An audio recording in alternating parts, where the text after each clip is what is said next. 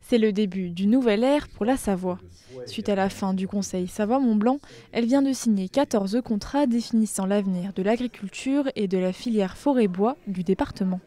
Maintenant, on a un cadre, je dirais, de discussion et de collaboration permanente. Auparavant, dans le Conseil Savoie-Mont-Blanc, on avait un seul contrat de filière qui était la filière lait cru. Il n'y avait aucun autre contrat. Aujourd'hui, toutes les filières ont un contrat. Donc, ce qui change considérablement les choses, parce que ça permet en même temps de discuter avec un seul interlocuteur pour l'ensemble de la filière.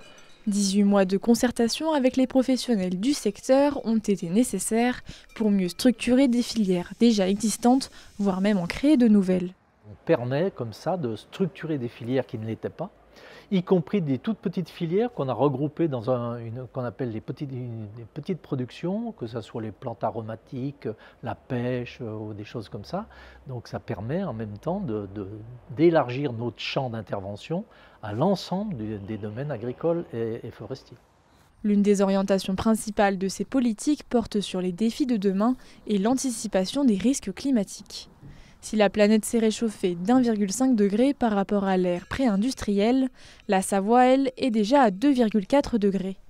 Une situation qui s'explique par sa position continentale et éloignée de l'océan Atlantique, qui l'expose donc moins aux vents dominants venant de l'océan. On a l'impression que ces chiffres d'1,5 ou de 2,4, c'est pas beaucoup, mais en fait c'est énorme, parce que toute l'activité humaine va être transformée.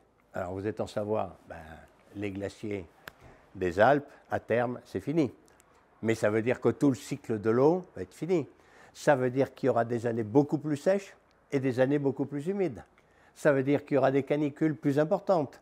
Et donc, en fait, on sort d'un climat assez tempéré et on va vers un climat où il y aura beaucoup plus d'extrêmes. Ces 14 contrats viendront en soutien aux 900 entreprises de la filière bois ainsi qu'aux 3000 exploitations agricoles savoyardes. Le coût total de ces nouvelles politiques s'élève à près de 8 millions d'euros annuels jusqu'en 2027.